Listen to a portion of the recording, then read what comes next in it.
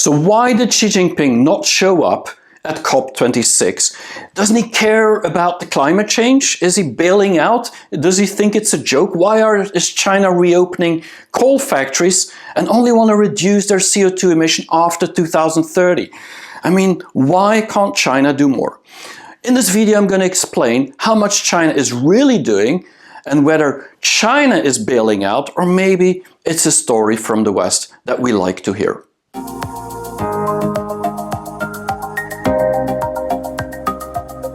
Is climate change a joke to China? Why aren't they taking this serious? Why are they reopening these coal plants? I mean, seriously, China, you need to get your act together. That is the story that Joe Biden just said last week at Glasgow COP26. He said Xi Jinping not showing up to COP26 is a clear sign that China is bailing out of their commitments of Paris, bailing out of climate change.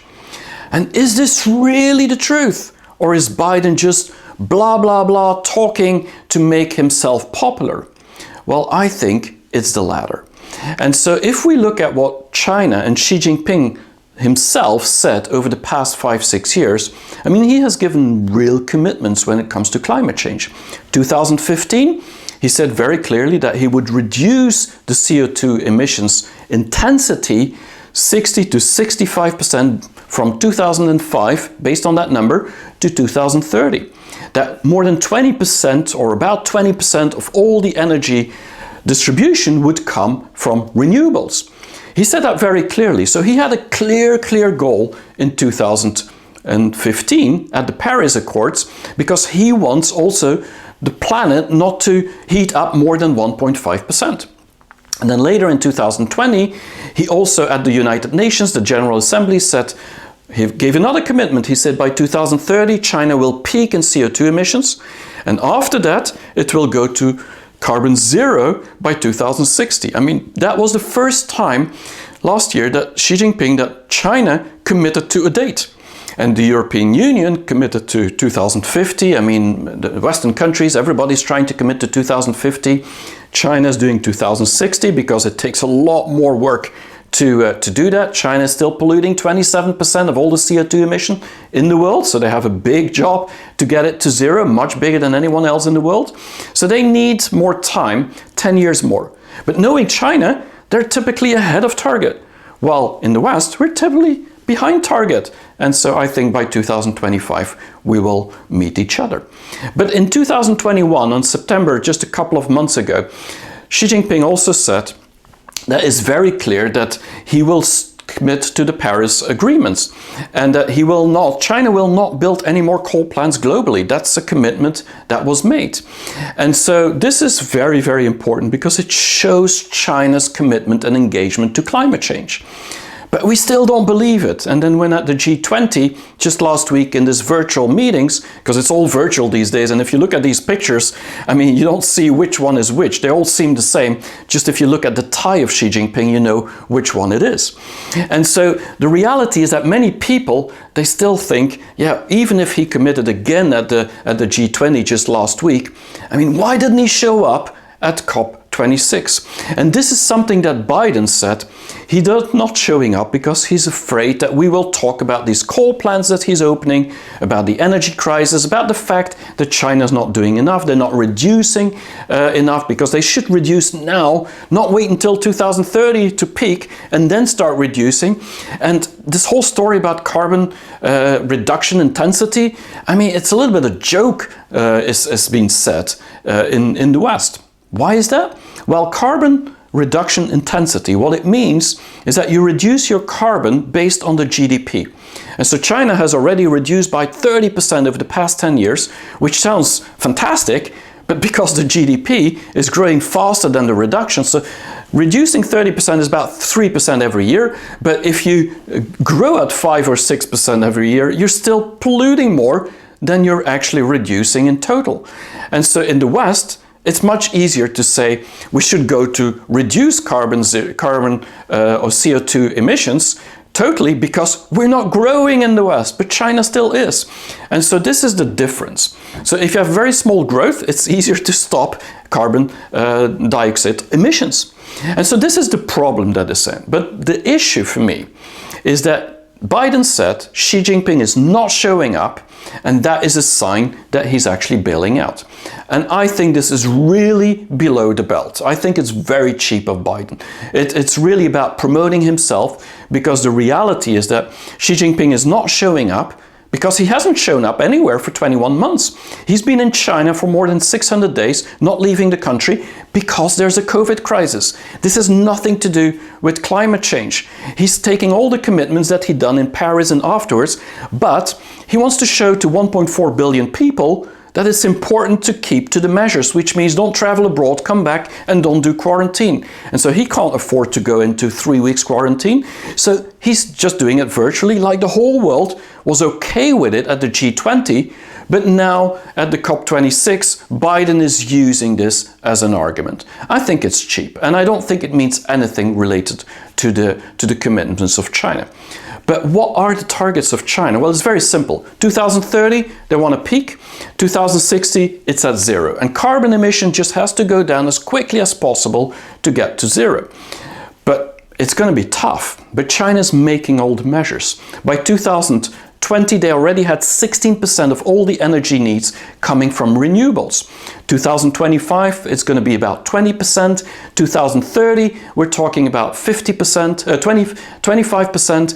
And by 2060, when China should be carbon zero, it will be above 80% is based on renewables, and a lot of nuclear as well.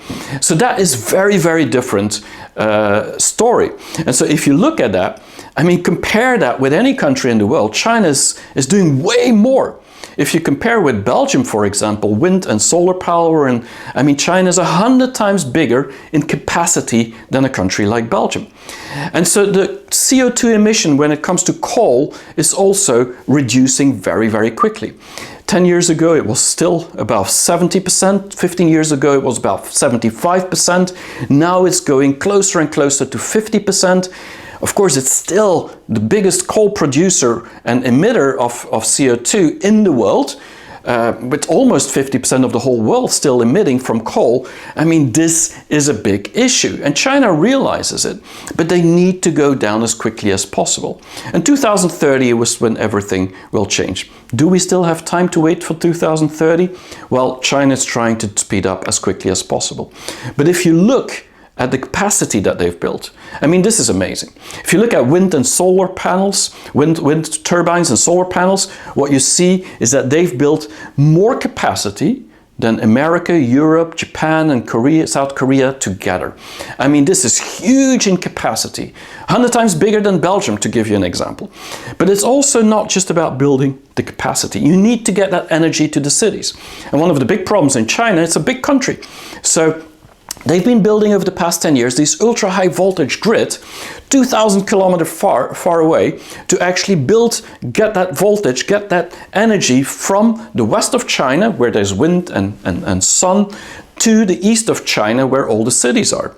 And so there's no country in the world doing that. Not even a few of these ultra high voltage lines. China's building 30 of them. They've also planted a lot of trees. If you think about it, China's planting more than 10 hectares of trees every single day. That means, 10% of the Amazon that they've built in just the past 30 years. I mean, this is amazing. It's now 23% of China is forest, while it used to be 12% just a couple of decades ago. They've also opened in July the new carbon market, which is very interesting because this is the first time that China is trading carbon on an open stock market. It's already 2,000 companies, energy companies and utility companies that are on it. And so some of them reaching ahead of target, doing really good. They can sell some of their CO2 emissions to other companies that are lagging behind. And so this is what Europe is doing very well. China just started, so we still need to see how this is going to work out. But the fact that they have a market shows their commitment to climate change. And then there's things like electrical. I mean, I love this topic. I've made a few videos about it, but if you think about electrical, BYD with their LFP, so their lithium phosphate iron new batteries, I mean, it's safe. It can go up to 1 million kilometers in drive. I mean, it's huge, but it's also environmental very good, because it doesn't have any nickel or cobalt like normal batteries for cars, electrical cars. And so this is a great showing of China that the battery, which is actually the most important thing to keep the energy somewhere, store it somewhere, all of that, most of it is built in China by CATL, by BYD. I mean, America, most of the places in the world don't have these batteries. What that means is that China is the factory of renewable in the world, not just about wind power and solar, which is bigger than the capacity of everybody else. So what I'm saying is that without China as the factory for renewable products, the world cannot reach its targets. And so it's cheap to blame China when you know you have to buy from China to actually reach your own targets. And then there's things like electrical vehicle charging stations, like the whole infrastructure, or the buses, electrical buses in Shenzhen and taxis that are fully electrical. But also 99% of all the electrical buses are built in China. And so they have so much capacity in charging stations, more than 2 million of them for electrical vehicles, that China became the biggest buyer or market for electrical vehicles. 6 million vehicles were already sold. And Tesla's doing great in China, and so is other companies like BYD and others, NIO and so on. And the reason is, this is changing because the infrastructure is there. Talking about infrastructures, there's new cities being built, like Tencent with the Net City, that wants to be a carbon neutral city, and this is built in 7 years' time, the size of Manhattan. I mean, amazing, right? So China is not just building the factory of renewables for the world. They're showing how to do it, and they have a vision for the future. So I wouldn't underestimate what China is doing in terms of actions. But still, we are talking the whole time about this energy crisis in China, which is true. It's a huge problem. There's a lot of people, there's not enough energy for this winter. So China is in a pickle. But we're talking about it as if now China is just bailing out of this climate change and now reopening these plants and just not caring. And that is not true. Now, if you think about this, why is China reopening these coal mines? There's a few reasons, and we don't often talk about it. One of the reasons is climate change. China, like everywhere else in the world, is affected by climate change. In Australia and in America, we had fires. In Belgium, my country, we had floods. Well, China had a lot of things. First of all, in the summer, it was very hot in the summer, which means that the wind turbines didn't generate as much energy as they could have. Same for the hydro plants, not enough water. And then there's things like flooding. If you talk about the other side of the water, just the last months, I mean, there was huge floods in China. I mean, 120,000 people were displaced, and 12,000 homes were actually destroyed. And so what that means is that many of the coal plants, we're talking about 60 coal plants that were still active, were affected and could not produce any more energy. That's like 10% almost of all the coal plants, the new coal plants that are active. And so this is a sudden issue. On top of that, there's the pandemic. What it means is that during the pandemic, the world was producing less or was buying less, but now everybody's back to work. I mean, there's still some measures, but there's no more lockdowns pretty much anywhere in the world, which means everybody's starting to buy. And so China is producing for the world. And so the factory of the world has been more active than ever, export like crazy. And so that means these factories need energy. And this energy suddenly, because of the coal mines that are affected, but also the coal from Australia that is now not being imported anymore, they suddenly have a real problem of supply. And so that is the issue. Now, the other thing that we should know is that many of the coal plants have been closed in the past many years. China is closing coal plants every single year, but they're closing the non-clean, the dirty ones. The clean ones, they're actually cleaner than the coal plants in the US. And so if you would compare US and China in terms of coal plants, I mean, the Chinese coal plants are way cleaner because they're younger, but also when they're building new ones, which they're still doing right now, it's actually the cleanest of all. I mean, this doesn't excuse China from still building coal plants, But it's not that they're building dirty coal plants. They're actually reopening the clean ones and building the cleanest ones that we have. And then there's the things about the government, the local governments. And this is really something that's interesting to understand. Because in China, the governments, the local governments, have been put targets on climate. So they have to use a percentage of renewables to reach their targets. And you know how it goes in China. When the local governments need to reach their targets, what they're trying to do is to do everything they can to reach those targets so that they can please Beijing to get maybe more money or budgets later. And so the local governments have been buying all the renewable energy, hydro, solar, wind, everything that was available, which means that many of the factories were left out. And so they didn't have the energy. And so they were screaming to Beijing saying, we need energy. So you have to reopen the coal plants. So reopening the coal plants is not because China doesn't want to do its job. It's because otherwise the factories can't produce.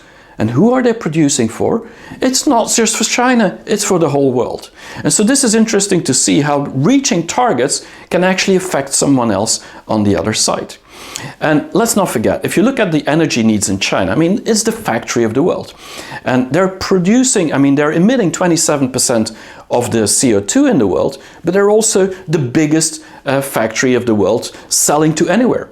And so this combined with the biggest population that is getting a big middle class of 600 million people, if you combine these things, well, you have an energy problem, an energy need that is increasing much faster than you can reduce CO2.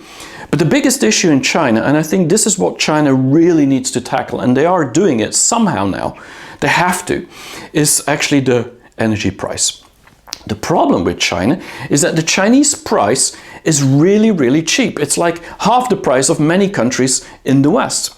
And so what that means is that we are building our products in China, not just because the factory is there, but also because the energy is cheap. That's also why we did all the Bitcoin mining in China, which is now closed by the government because of energy targets that they needed to reach, and maybe some other reasons, but this is the real issue.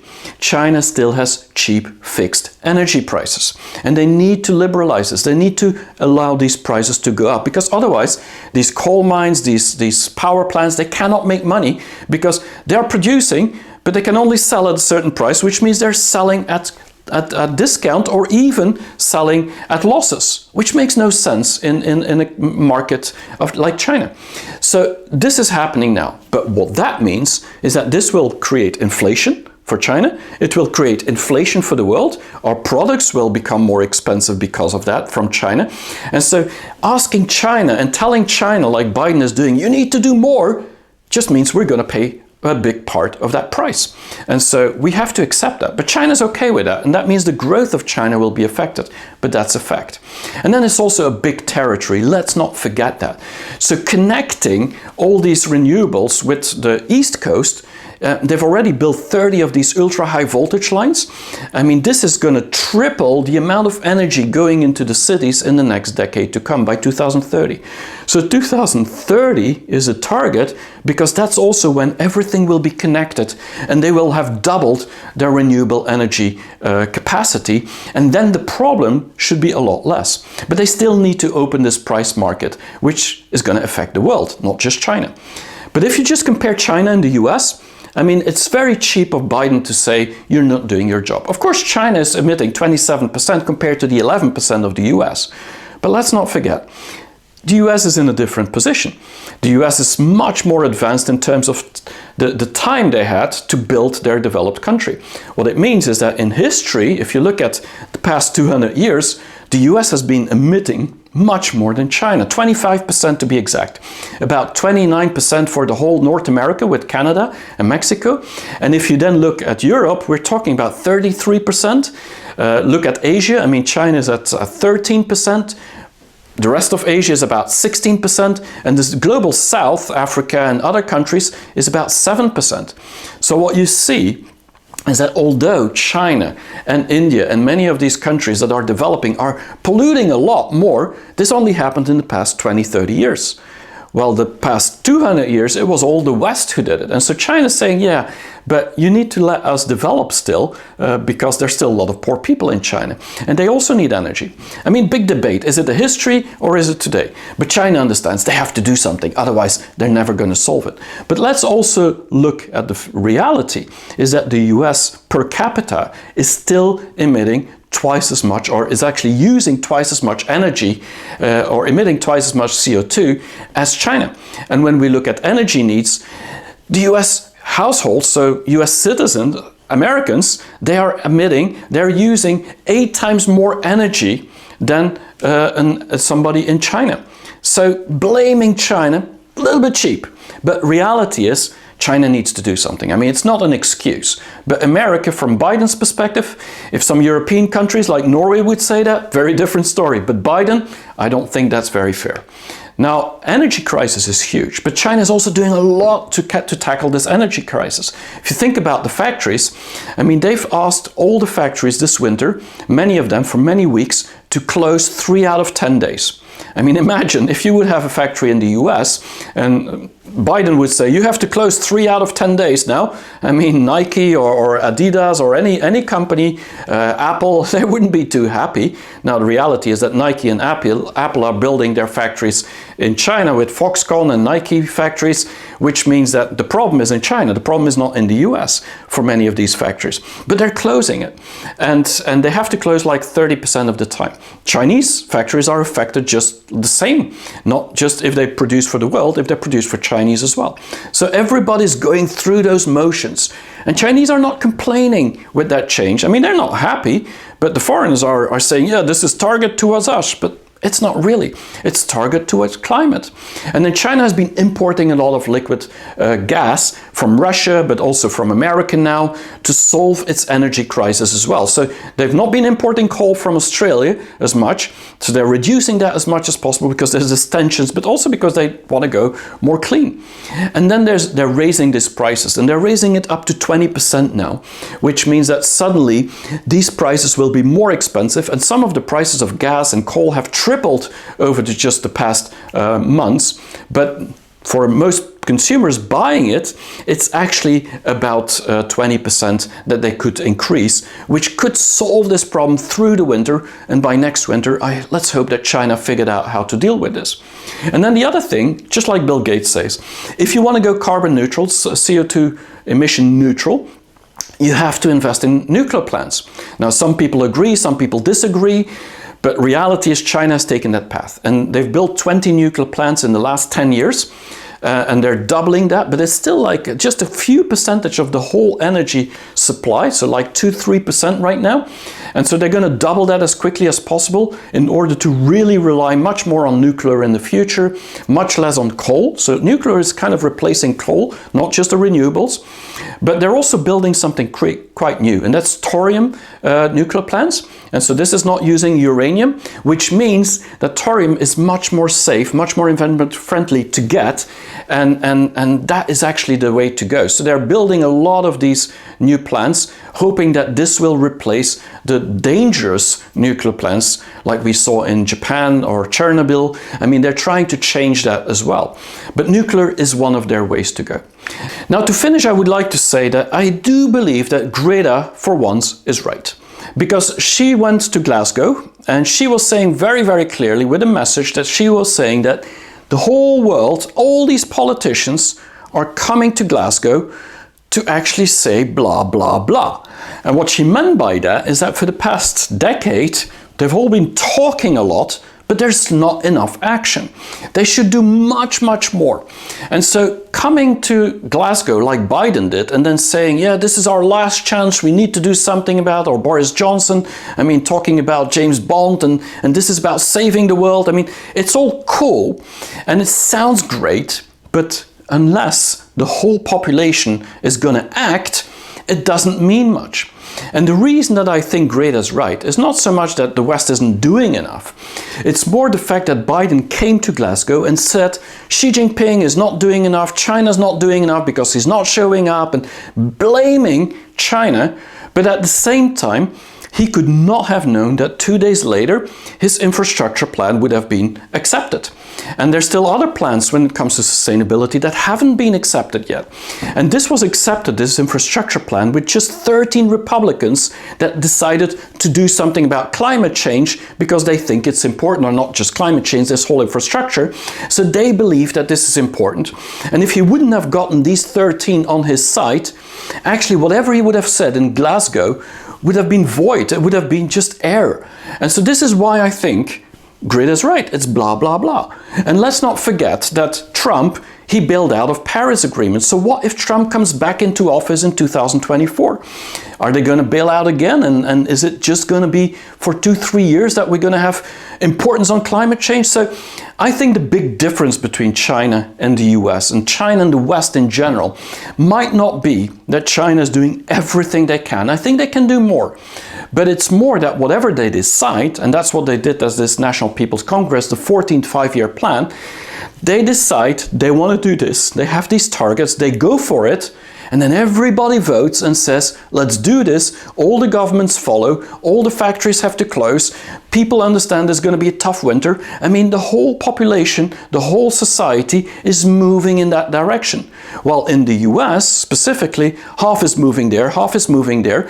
And in Europe, we're having a little bit more moving into climate change, but people are still driving combustion engines and want to do much more as they used to do before. And so I think we have to look at the actions, not just the words. And that's why I do believe Greta is right.